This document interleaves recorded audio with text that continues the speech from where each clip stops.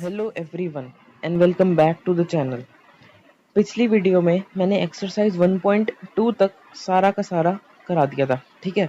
और मैंने बोला था कि नेक्स्ट वीडियो में कंपोजिशन ऑफ फंक्शंस और ये वाला हम टॉपिक स्टार्ट करेंगे, जो कि आज हम करने वाले हैं। लेकिन उससे पहले मैं तुम्हें एक चीज़ समझा दूं कि ये टॉपिक समझने के लिए ना तुम्हें फंक्शंस जो है क्लास 11th का और जो अब तक मैंने पढ़ाया है वो सारा अच्छे से आना चाहिए, ठीक है। तभी तुम्हें ये टॉपिक समझ आएगा, इसकी रिक्वायरमेंट है ये। अगर वो सब आता है तो शुरू करते हैं। और हाँ, एक और बात, चैनल पे नए आए हो तो तुम्हारा स्वागत है।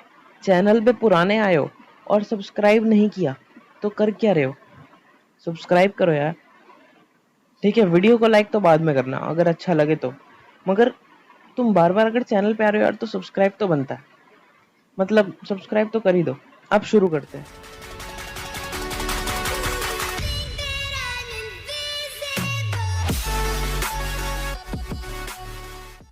सबसे पहले कंपोजिशन ऑफ फंक्शंस देखेंगे, ठीक है। कंपोजिशन ऑफ फंक्शन, ये टॉपिक अभी मैं इसी वीडियो में थोड़ी देर बाद समझाता हूँ, ठीक है। अब बोर्ड पे चलते हैं। देखो, कंपोजिशन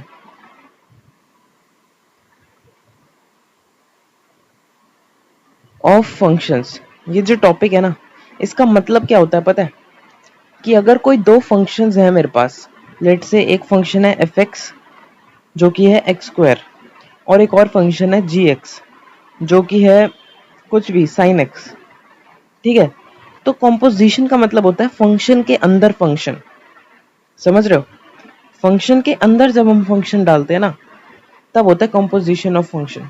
दो फंक्शन को कंपोज कर रहे हैं, आपस में मिला रहे हैं, ठीक है। अब देखो, ये दो फंक्शन मैंने ले लिए। अब इनका कंपोजिशन क्या होगा? इनका कंपोजिशन दो तरीकों से हो सकता है।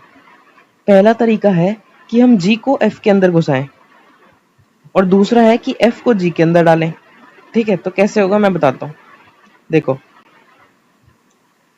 अगर हम g को डालते हैं ना f के अंदर, तो उसको लिखने का तरीका क्या होता है कि f ऑफ g x, इसको पढ़ते हैं f of g of x।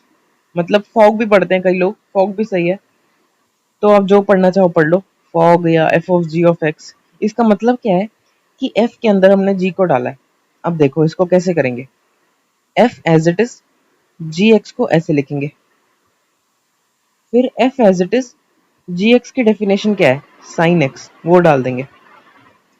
अब एफ एक्स क्या था कि अगर हम, देखो ध्यान से सुनो, f के अंदर अगर हम x डालते हैं ना, तो वो उसका स्क्वायर हमें रिटर्न करता है।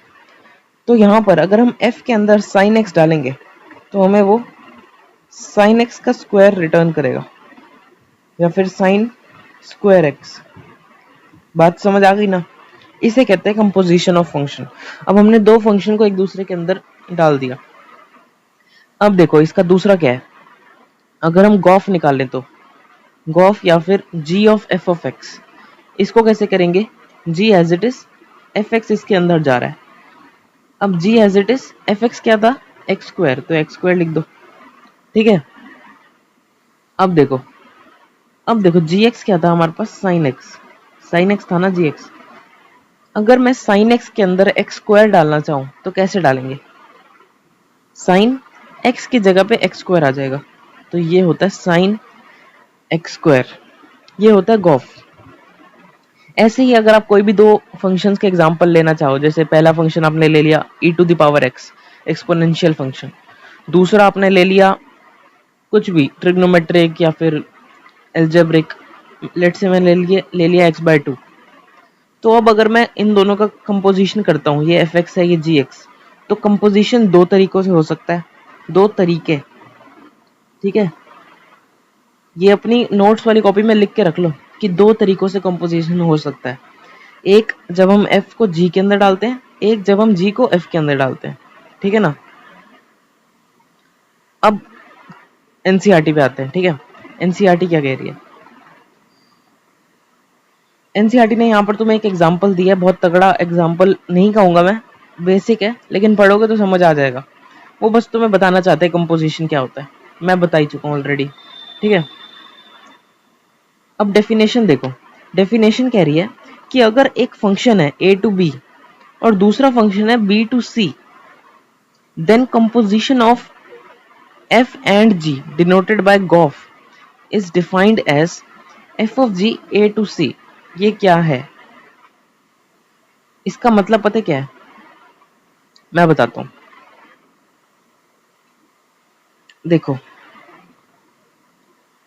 यहां पर ना एक चीज है, यहां पर लेट से मेरे पास दो फंक्शंस है, fx जो है हमारा वो मान लो तुम a to b जा रहा है और gx जो है वो जा रहा है b to c। ठीक है, तो इसके दो कंपोजिशन हो सकते हैं, ये तो मैं आपको बता चुका हूं। लेकिन लेकिन लेकिन लेकिन दो कंपोजिशन इस वाले केस में नहीं हो सकते। क्यों? क्योंकि इसका रीजन मैं बताता हूं। कंपोजिशन की ना एक कंडीशन होती है, कंडीशन, और वो कंडीशन होती है कि जो पहला हमारा फंक्शन है ना उसकी कोडोमेन दूसरे की डोमेन के इक्वल होनी चाहिए, ये कंडीशन है। अब ऐसा क्यों, मैं समझाता हूं। देखो यहां पर दो फंक्शन है fx और gx। यहां पर अगर मैं f ऑफ g निकालने की कोशिश करूं ना तो मैं नहीं निकाल पाऊंगा, लेकिन अगर मैं g ऑफ f की निकालने की कोशिश करूं तो मैं निकाल लूंगा। क्यों? क्योंकि g of f of x का मतलब क्या है कि g के अंदर हम fx डाल रहे हैं, ठीक है ना, और fx जो है ना वो हमारा b सेट से आएगा, आएगा कि नहीं? f की जो रेंज है वो b सेट का सबसेट होगा। देखो b क्या है? कोडोमेन। रेंज क्या होती है? कोडोमेन का सबसेट। तो b का जो सबसेट होगा वो fx की रेंज होगी। ये बात तुम समझ गए।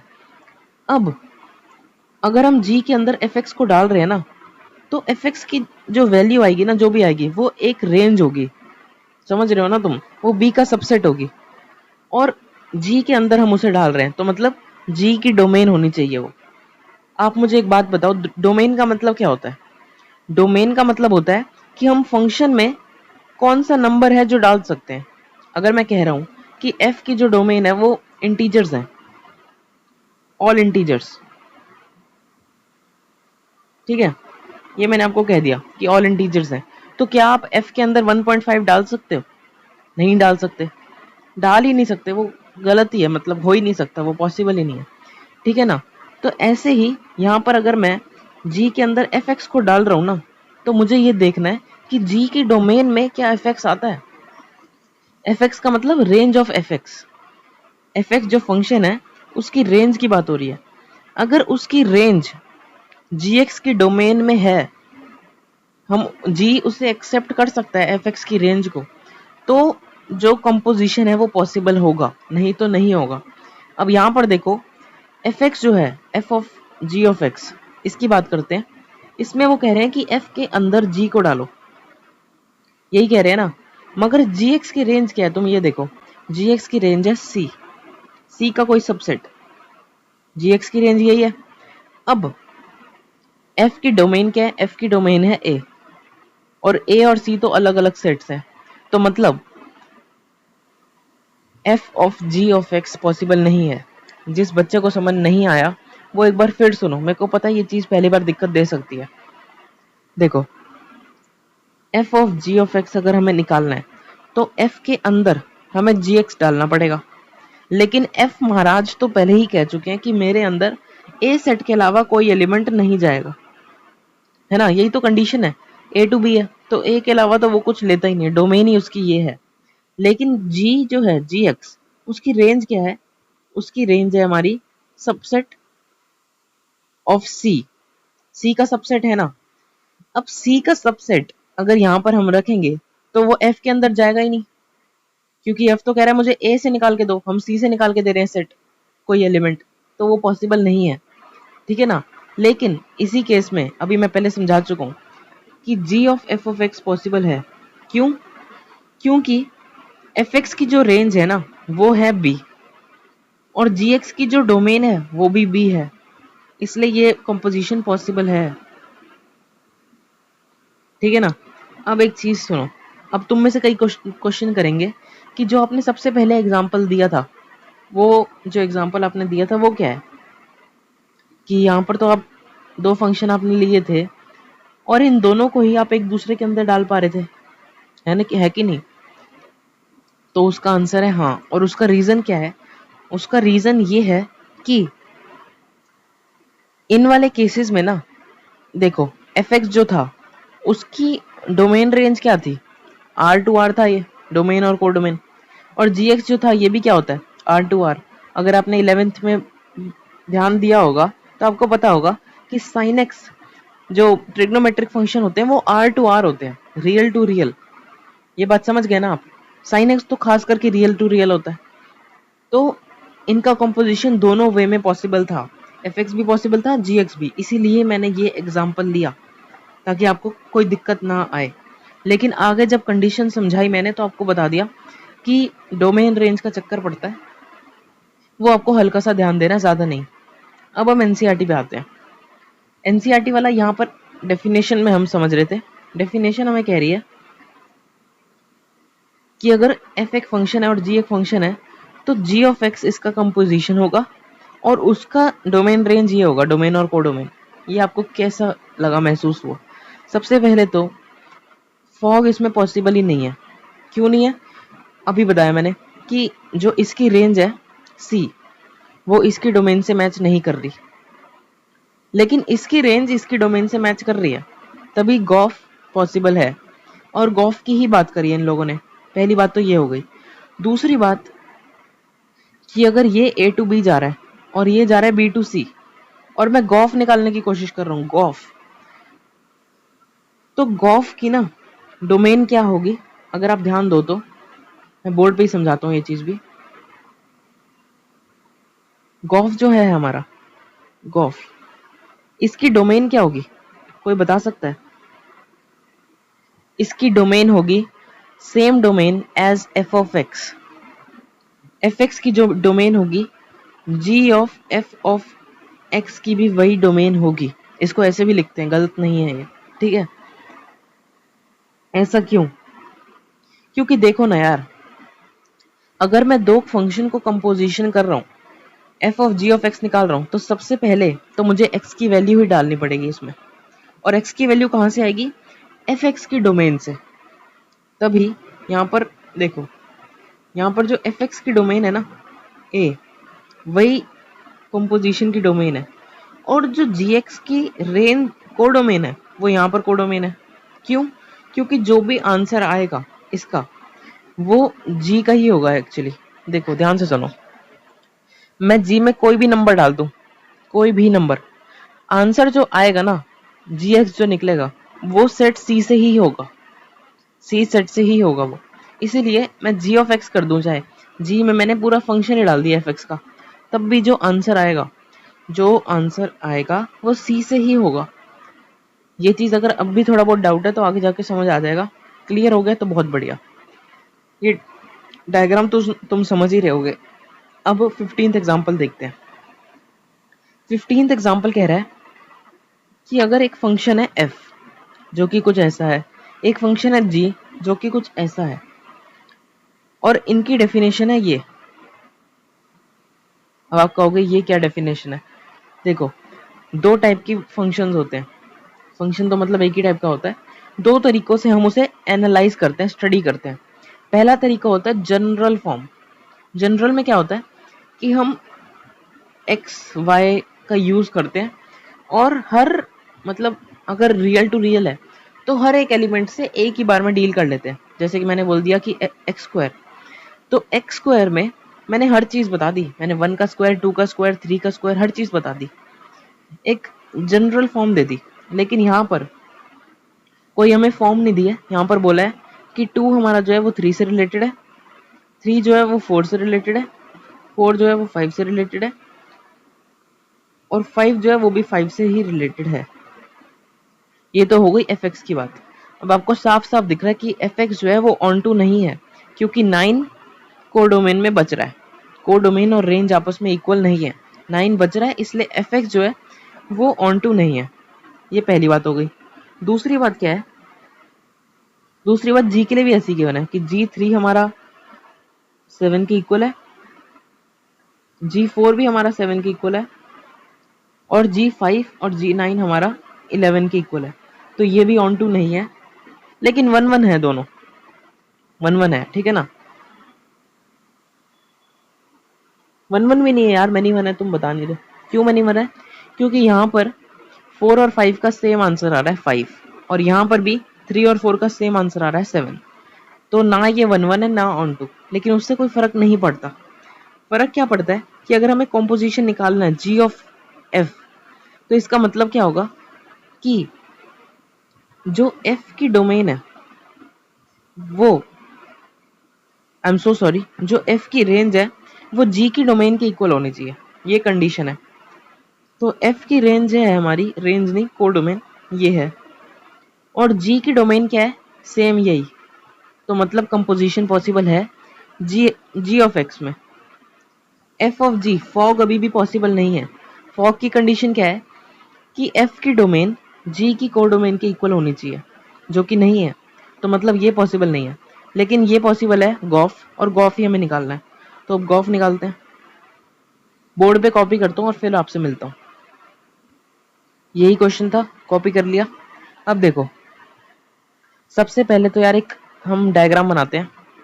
लेट से ये है हमारा सेट 2 3 4 5 वाला, और ये जाके मिल रहा है 3 4 5 9 वाले सेट से। देखो पहला बता रहा हूँ, यहाँ से यहाँ जा रहे हैं हम, ठीक है। ये है एफ वाला फंक्शन, एफ ऑफ एक्स। 2 जो है वो 3 से मिला पड़ा है, आपको दिख रहा होगा यहाँ पर। 3 जो है वो 4 से मिला पड़ा है, कुछ ऐसे मैपिंग है, मैपिंग कहते हैं इसको अगर आपको नहीं पता तो। और एफ एफ 4 और एफ एफ 5 दोनों के दोनों 5 से मिले पड़े हैं। अब यहाँ पर हमें देखते ही पता लग रहा है ऑन टू नहीं है, 1 1 नहीं है, लेकिन उससे फर्क नहीं पड़ रहा, कंपोजिशन फिर भी पॉसिबल होगा। कंपोजिशन की कंडीशन अभी मैं दोबारा बाद में बताता हूँ, वो 1 1 ऑन टू से रिलेटेड बिल्कुल नहीं है। तो अगर तुम्हें कह रहे हैं ना गॉफ फॉग निकालो, तो तुम्हें 1 1 ऑन टू पे तो जाना ही नहीं है बिल्कुल, ये बात मैं तुम्हें बता रहा हूँ। अब दूसरी चीज क्या है, जी ऑफ एक्स कैसा दिख रहा है, इसमें फिर से हमारे दो सेट हैं कुछ ऐसे। पहला सेट है 3 4 5 9 वाला, और दूसरा है 7 11 15 वाला। ये कहाँ से कहाँ मैपिंग हो रही है, मैपिंग हो रही है, ये दोनों 7 के पास जा रहे हैं, और 5 और 9 11 के पास जा रहे हैं, ठीक है। तो ये है हमारी मैपिंग, ये है हमारा जी फंक्शन। क्या ये 1 1 है, बिल्कुल नहीं, मैनी 1 है। क्या ये ऑन टू है, बिल्कुल नहीं, क्योंकि 15 का कोई प्री इमेज नहीं है।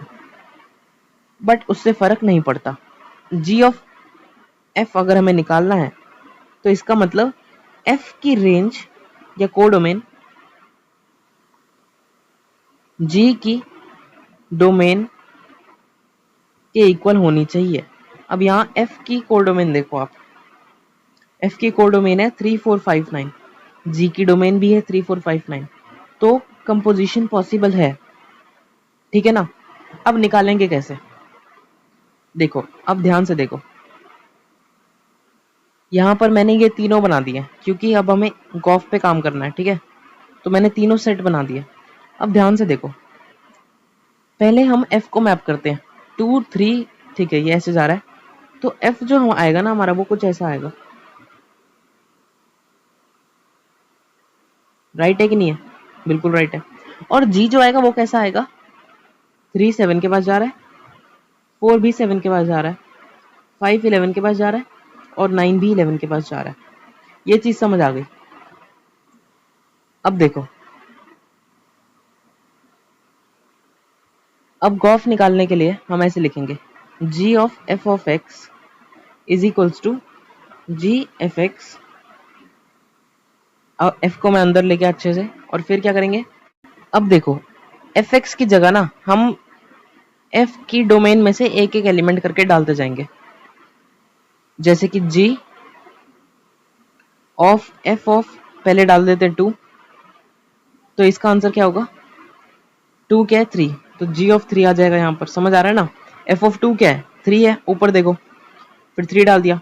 और अब g ऑफ 3 क्या है? g ऑफ 3 है 7, तो इसका आंसर होगा ये। तो मतलब गॉफ 2 हमारा 7 के इक्वल है। ये पहली चीज आ गई। दूसरी चीज दोबारा से अब यही करो, g of f of x is equals to g of f of x is equals to g of f of x नहीं लिखेंगे, अब हम लिखेंगे 3। अब f ऑफ 3 क्या है? f ऑफ 3 है हमारा 4, तो g ऑफ 4 लिख देंगे सीधा। और g ऑफ 4 क्या है? g ऑफ 4 है 7, तो यहाँ फिर से 7 आ जाएगा। सिमिलरली अब दोबारा g of f of x लिखेंगे, फिर g ऑफ एफ एक्स अंदर जाएगा, फिर क्या करेंगे? g ऑफ f ऑफ, अब 3 नहीं लिखेंगे, अब लिखेंगे 4 कुछ ऐसा होगा। और फिर क्या करेंगे?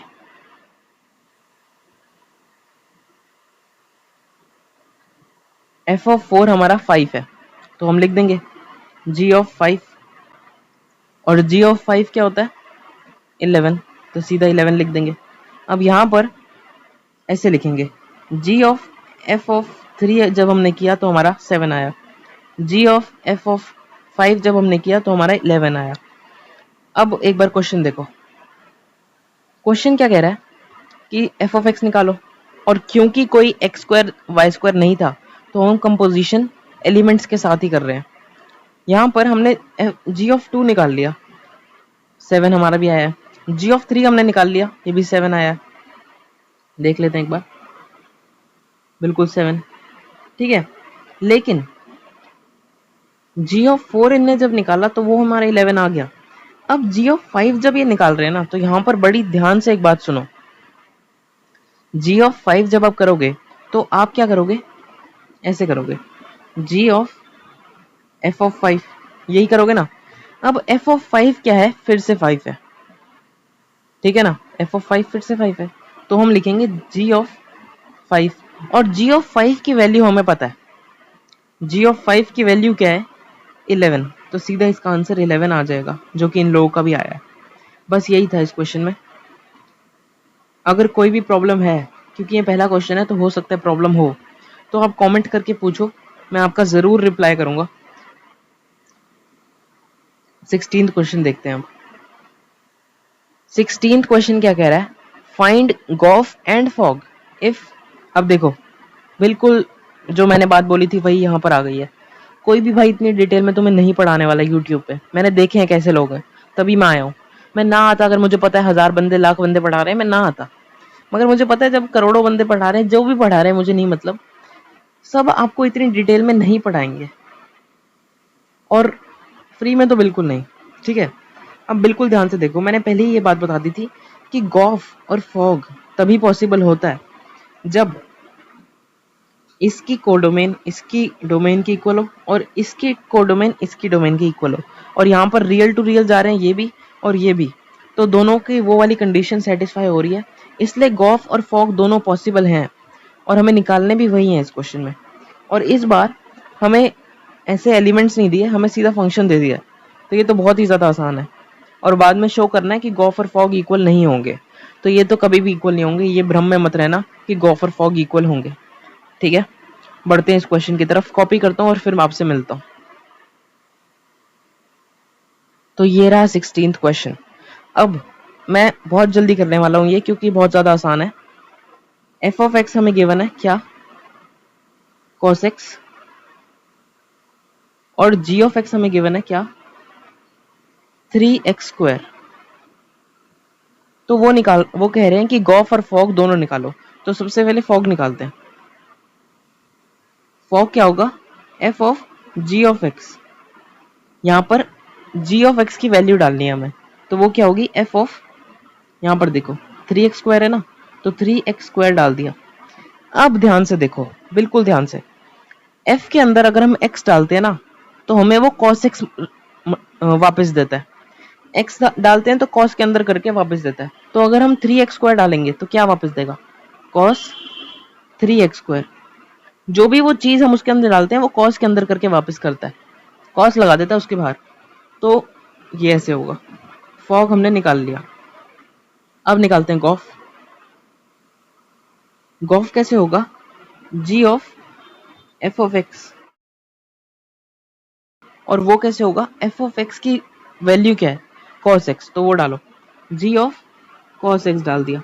अब ध्यान से देखो, बिल्कुल जी के अंदर अगर हम एक्स डालते हैं तो वो उसके आगे 3 लगाता है और एक्स का स्क्वायर कर देता है, मल्टीप्लाई करके वापस कर देता है।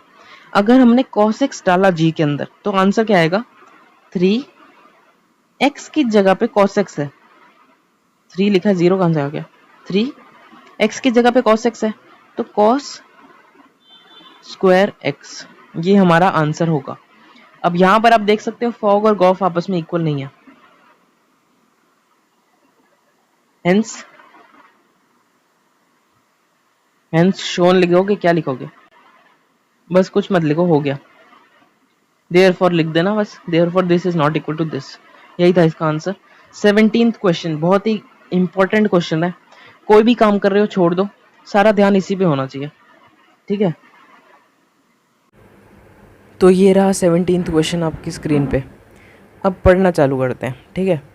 कह रहे हैं show that if f is a function from this to this is defined as fx की डेफिनेशन दे रखी है, and g is a function from this to this और gx की डेफिनेशन दे रखी है, then fog is equals to i of a and gof is equals to i of b, where a is equals to this, b is equals to this, and I of a x is equals to x and I of b x is equals to x, ठीक है, are called identity functions on set a and set b respectively।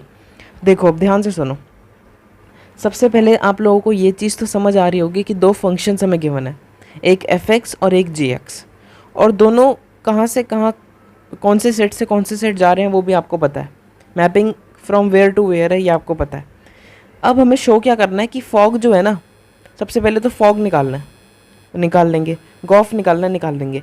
अब ये आई of ए क्या है, ये आप सुन, आई of ए और आई of B ये क्या है, इसको कहते हैं आइडेंटिटी मैट्रिक्स ऑफ ए, और इसको कहते हैं identity matrix of B, set B, ठीक है। इनका मतलब क्या होता है कि इनकी वैल्यू ना हमेशा एक्स आती है। मतलब देखो, अगर कोई फंक्शन है F X is equals to X, ये कोई एक फंक्शन है, तो इसमें मैं कोई भी नंबर डालूंगा ना, कोई भी नंबर 1 डालूंगा तो मुझे ये 1 ही रिटर्न करेगा, 2 डालूंगा तो 2 ही रिटर्न करेगा। ऐसे ही आइडेंटिटी फंक्शंस होते हैं, ये यही कह रहे हैं कि आई ऑफ ए और आई ऑफ बी दो आइडेंटिटी फंक्शंस हैं सेट ए और सेट बी के, और सेट ए और सेट बी भी हमें गिवन है। सेट ए हमारा ये है ऑल रियल नंबर्स एक्सेप्ट 3/5, और सेट बी भी हमारा ये है ऑल रियल नंबर्स एक्सेप्ट 7/5। बाकी इनका मतलब आप समझ गए। अब देखो सिंपल है, जो समझदार बच्चे हैं उनके लिए, जिनको मतलब कुछ और डाउट आने वाला है इस क्वेश्चन में, तो इस क्वेश्चन के बाद मैं तुम्हारा एक और डाउट क्लियर करूँगा। सबसे पहले क्वेश्चन समझो, ज़्यादा मुश्किल नहीं है, ठीक है।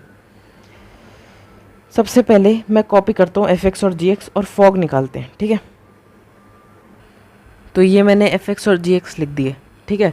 अब आप में से सबको आता ही होगा वैसे तो फॉग कैसे निकालना है, ठीक है। तो फॉग निकालते हैं सबसे पहले, F of G X, fog इसे कहते हैं। तो क्या करेंगे, एफ और इस जी को हम एफ के अंदर डाल देंगे, फिर क्या करेंगे, एफ एज इट इज़ और जी एक्स की वैल्यू डाल देंगे, तो वो क्या होगी 7x + 4 डिवाइडेड बाय 5x - 3, या आप ऊपर से देख के डाल सकते हो। अब सबसे क्रूशियल पार्ट क्या है कि अगर हम f वाले फंक्शन में x को डालते हैं तो हमें कुछ ऐसा कुछ रिटर्न होता है। अगर हम f वाले फंक्शन में यहाँ पर ये इतना बड़ा एक और फंक्शन डाल देंगे तो क्या होगा कि यहाँ पर हर x की जगह पे, इन दोनों x की जगह पे ये पूरा फंक्शन आ जाएगा, ठीक है। आई होप समझ रहे होगे आप। तो करते हैं फिर, दिस इम्प्लाइज दैट, अब सीधा मैं वैल्यू लिख रहा हूँ 3 यहाँ से, ठीक है, यहाँ ऊपर वाले से x की जगह पे ये 7x वाला, तो 7x + 4 डिवाइडेड बाय 5x - 3, ये हो गया +4 यहाँ ऊपर से डिवाइडेड बाय 5x की जगह पे फिर यही 7x + 4 divided by 5x - 3 -7। Fog आप निकालना सीख चुके हो, ठीक है। तो आपको समझ आ रहा होगा कि हमने x की जगह पे बस जी एक्स को डालना होता है। देखो x की जगह पे जी एक्स को डालना होता है, आंसर आ जाता है, ठीक है। अब सिंप्लीफाई करता हूँ मैं इसको, तो 3 को अंदर मल्टीप्लाई करते हैं, 21x plus 12 divided by 5x minus 3 plus 4 whole divided by 35x plus 20 divided by 5x minus 3 minus 7, ठीक है। अब देखो एलसीएम लेंगे न्यूमरेटर में भी और डिनोमिनेटर में भी, तो मैं इसको कहाँ करूँ, यहीं कर देता हूँ। एलसीएम क्या आएगा न्यूमरेटर का 5x माइनस 3 और मल्टीप्लाई होके क्या होगा 21x plus 12 plus 4 5x minus 3 हो गया, और denominator whole divided by denominator का एलसीएम जो कि फिर से होगा 5x माइनस 3, और यहाँ होगा हमारा 35x plus 20 minus 7 5x minus 3। LCM लेना आता होगा आपको, ठीक है। अब बस ब्रैकेट खोलना है और आंसर आ जाएगा हमारा। सबसे पहले तो देखो ये तो कट रहा है, कैंसिल हो रहा है ये इसके साथ, ठीक है ना। अगर किसी को ये स्टेप नहीं समझ आया तो देखो कैसे मैं बताता हूँ 2 मिनट के लिए।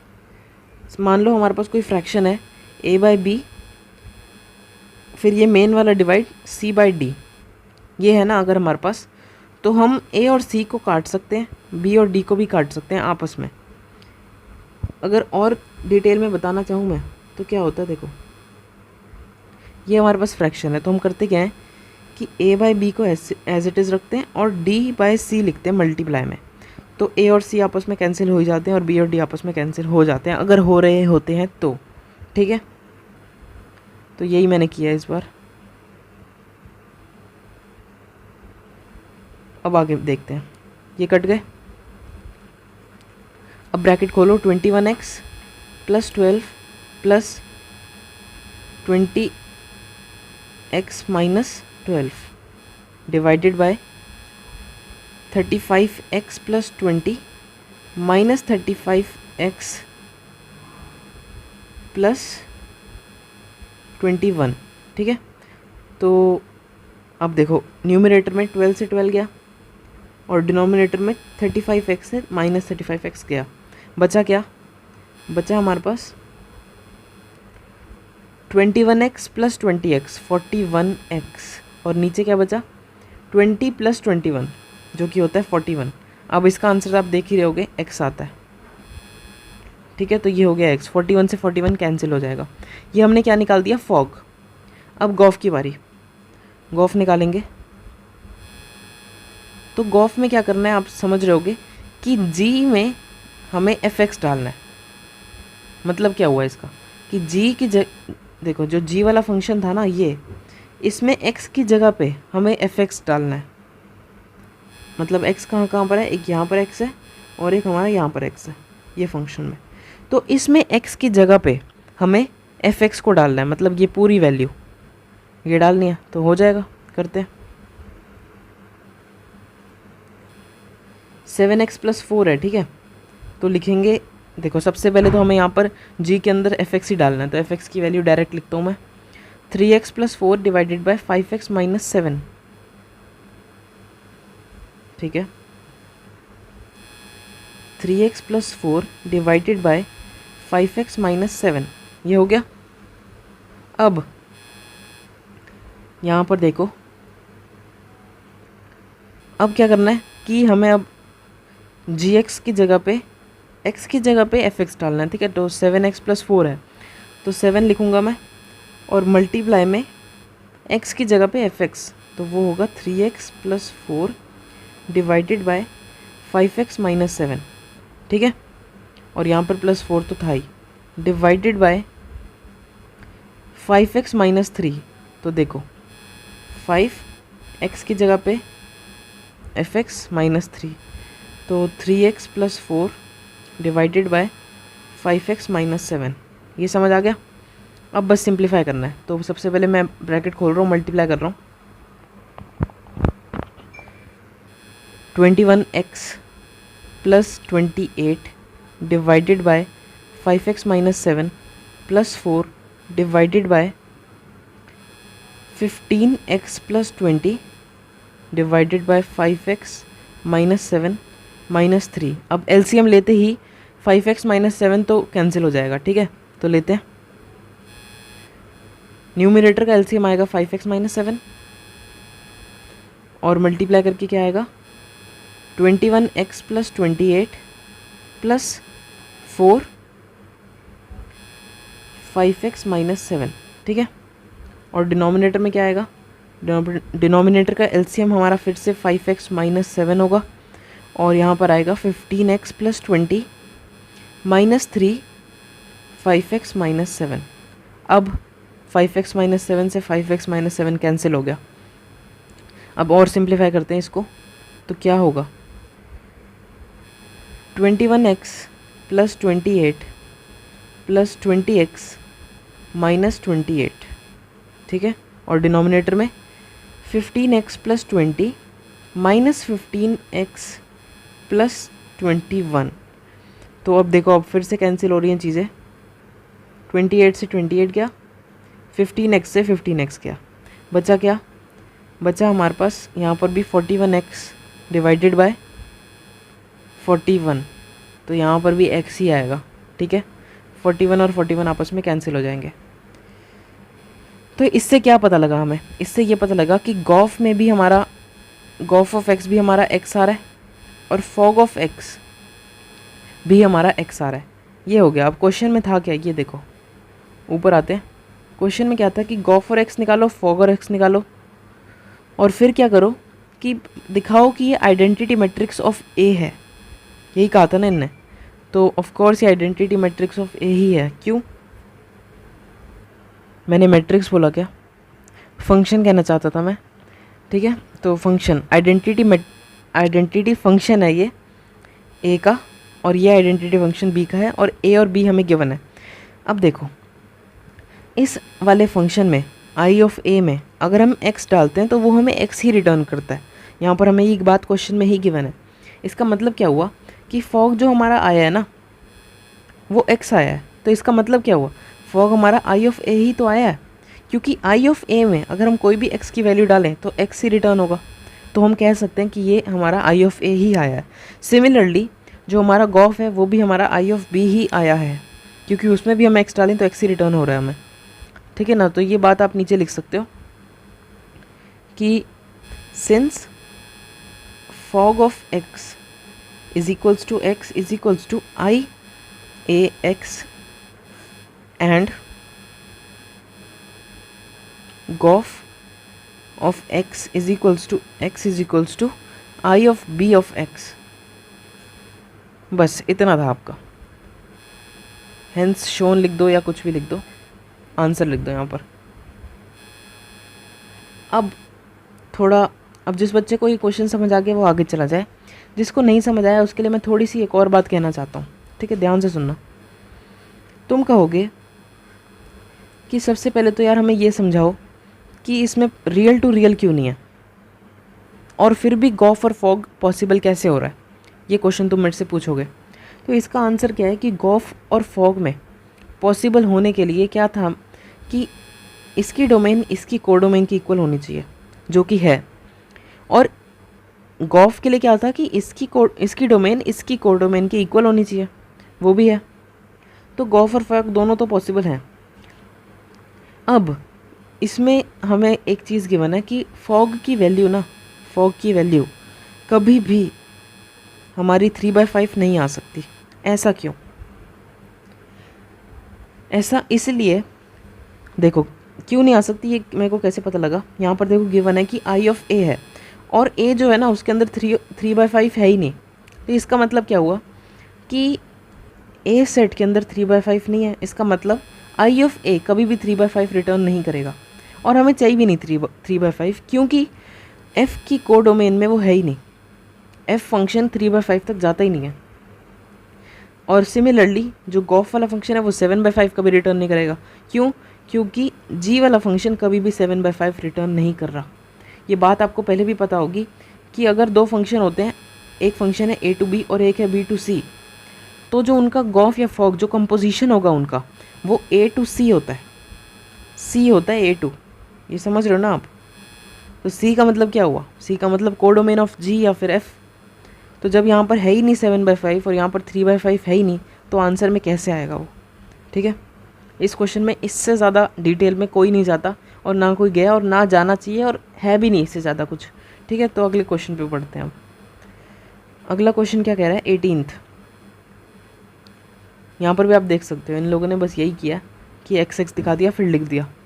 ठीक है, 18th क्वेश्चन क्या कह रहा है? Show that if f is a function from a to b and g is a function from b to c are 1 1 then gof is also 1 1।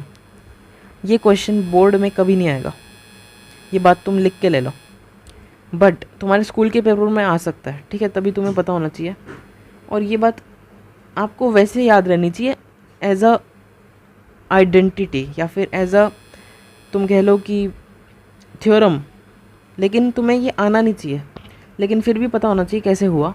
तो मैं बता रहा हूँ कि अगर कोई दो फंक्शन है, एक ए टू बी है एक बी टू सी, और हम उनका कंपोजिशन करते हैं जी ऑफ एफ जो कि ए टू सी होगा, ये तो हमें पता ही है, तो वो 1 1 होगा अगर ये दोनों 1 1 है तो। ऐसा क्यों? 1 1 की कंडीशन पिछले कई वीडियोस में मैं पहले ही बता चुका हूँ क्या होती है कि 1 1 अगर हमें प्रूव करना है तो हम कहते हैं कि लेट से एफ एक्स 1 है, इसको हम एफ एक्स 2 के इक्वल कर देंगे, मतलब दो आउटपुट को हमने सेम कर दिया। अब अगर x1 is equals to x2 आ जाता है तो ये 1 1 हो जाता है। ठीक है ना? तो सिमिलरली इनने यही चीज़ यहाँ पर करी है, हमें गॉफ को 1 1 प्रूफ करना है ना, तो गॉफ ऑफ x1 कर दिया और गॉफ ऑफ x2 कर दिया। अब अंदर ले गए f को। ठीक है, अब क्या किया, क्योंकि हमारा जो g वाला फंक्शन है वो 1 1 है, हमें गिवन है, तो हम g वाले फंक्शन को डायरेक्ट हटा सकते हैं कि नहीं? देखो, अगर उनका इनपुट सेम है तो आउटपुट सेम ही होगा। समझ रहे हो ना? अगर मतलब मैं उल्टा बोल गया, अगर आउटपुट सेम आ रहे हैं तो इनपुट सेम होगा, और यहाँ पर फिर से f वाला फंक्शन 1 1 है तो ये हो जाएगा। तो यहाँ से हम यहाँ पहुँच गए, इसलिए इसका मतलब कि ये भी 1 1 होगा। इससे ज़्यादा कुछ नहीं है इस क्वेश्चन में। 19th question.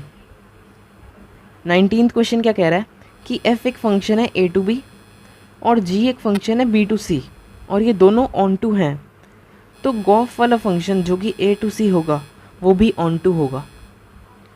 ऑन टू के लिए मैंने आपको क्या बताया था, याद करो।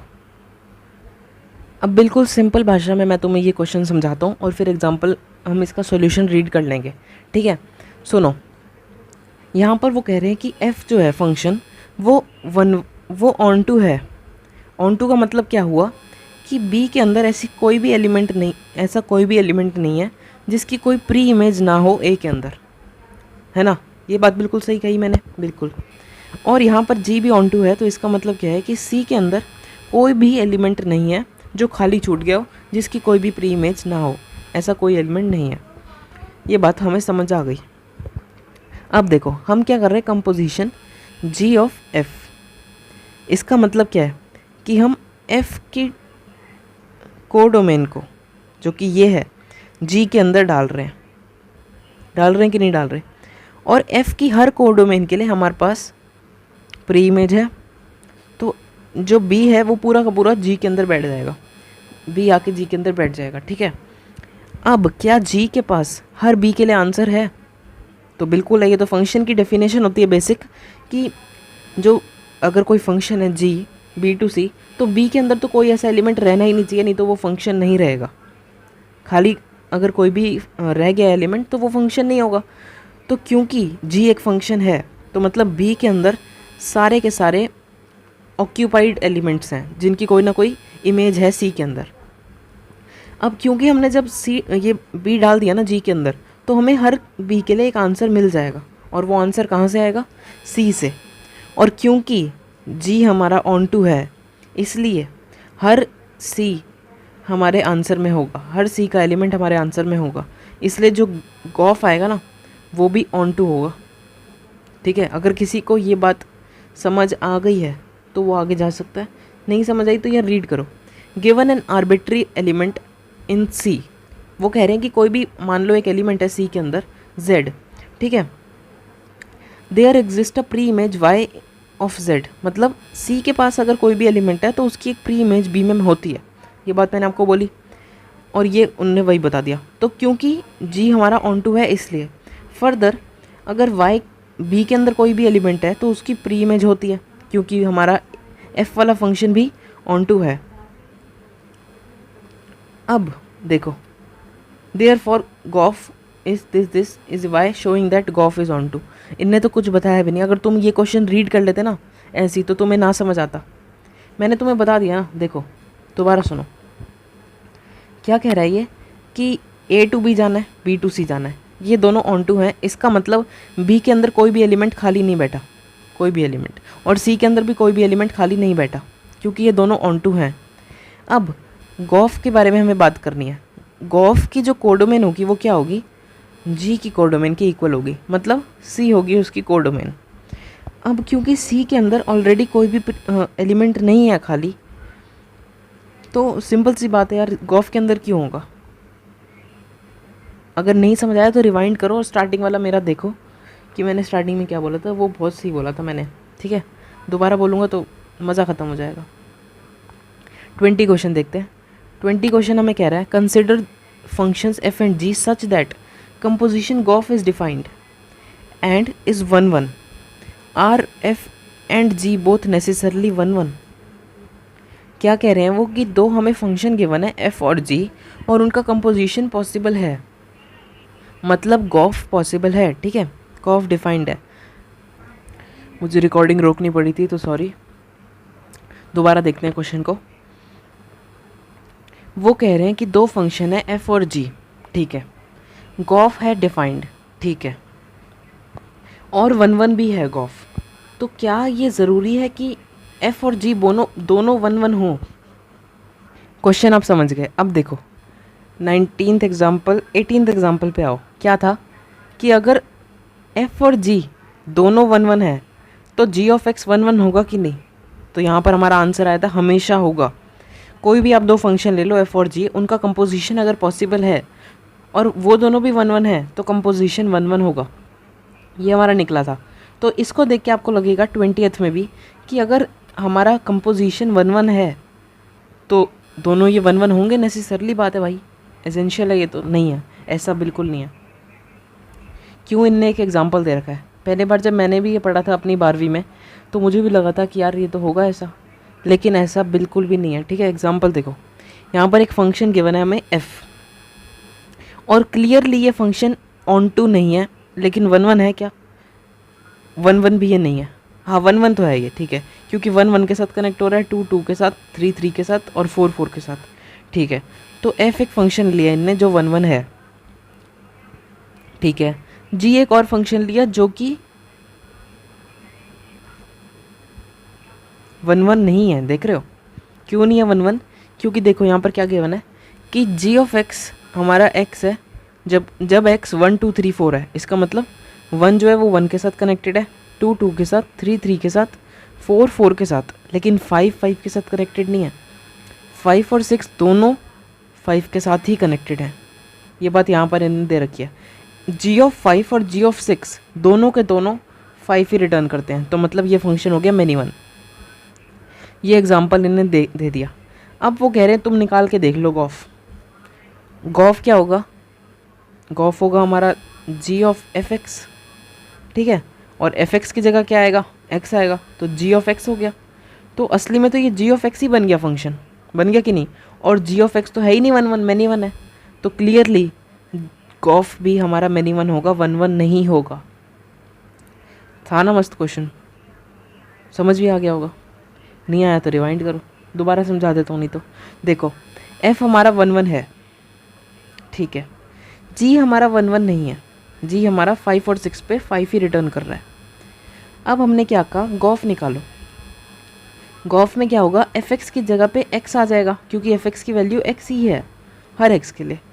ये फॉर ऑल का साइन होता है, ठीक है, तो for all X F X is equals to X. तो यहाँ पर हमारा जो गॉफ है वो जी ऑफ एक्स ही बन जाएगा, और जी ऑफ एक्स 1 1 नहीं है तो गॉफ भी 1 1 नहीं होगा। आई होप समझ आ गया होगा। 21th क्वेश्चन देखते हैं, और एक बात मैं आपको पहले ही बता दूं, 21 और 22 लास्ट क्वेश्चन होंगे जो मैं इस वीडियो में लेने वाला हूँ, क्योंकि वीडियो बड़ी हो चुकी है। तो इसके बाद इन्वर्टेबल वाला जो है टॉपिक वो यहाँ से शुरू हो रहा है, तो इसको मैं नेक्स्ट वीडियो में करूँगा, जिसका लिंक डिस्क्रिप्शन में डाल दूँगा, ठीक है, तो देख लेना। 2 क्वेश्चन और करते हैं फिर ख़त्म। अब यही जो 20th हमारा एग्जाम्पल था उसके लिए आ गए ये लोग, और 19th एग्जाम्पल के लिए, ठीक है। तो एफ और g both necessarily onto if this is onto, वही चीज़ है। एग्जाम्पल देखो, यहाँ पर एफ फंक्शन इनने लिया एक और जी फंक्शन लिया एक, डिफाइंड एज दिस, मतलब एफ फंक्शन हमारा ऑन टू नहीं है। 1 हमारा 1 के साथ जा रहा है, 2 हमारा 2 के साथ जा रहा है, 3 और 4 दोनों 3 के साथ जा रहे हैं, ठीक है। तो ये हमारा ऑन टू नहीं है। जी क्या है, जी हमारा 1 1 के साथ जा रहा है, 2 2 के साथ जा रहा है, और 3 और 4 दोनों 3 के साथ जा रहे हैं। ऑन टू तो है जी ऑन टू है, लेकिन एफ ऑन टू नहीं है। अब अगर इसका कंपोजिशन करोगे तो आपका गॉफ ऑन टू आ जाएगा, गॉफ आपका ऑन टू आ जाएगा। क्यों? क्योंकि गॉफ जो है उसका आउटपुट जी ऑफ एक्स के आउटपुट के जैसा होगा, और जी ऑफ एक्स हमारा ऑन टू है ना, जी ऑफ एक्स हमारा ऑन टू है। लेकिन एफ एक्स ऑन टू नहीं था, आपने ये बात देखी थी, एफ एक्स ऑन टू नहीं था, लेकिन फिर भी गॉफ ऑन टू आ गया। तो क्वेश्चन हमारा हो गया कि नहीं यार, ऐसा पॉसिबल नहीं है कि अगर ये दोनों नेसेसरली ऑन टू हों तभी ये ऑन टू होगा। ये ऑन टू तब भी हो सकता है जब हमारा एफ एक्स ऑन टू नहीं है, तब भी हमारा गॉफ हमारा ऑन टू हो सकता है, ठीक है।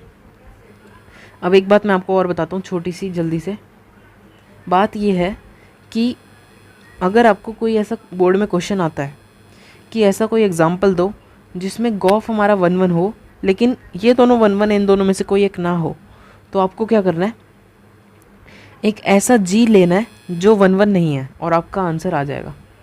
दूसरी चीज़, अगर ऐसा क्वेश्चन आता है कि हमारा गॉफ ऑन टू हो लेकिन एफ़ या जी में से कोई एक ऑन टू ना हो, तो एफ़ को आप ऑन टू ना रखो और आपका ये गॉफ ऑन टू आ जाएगा, ठीक है।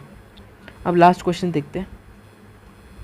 22 रिमार्क्स में यही लिखा है, तभी मैंने समझा दिया।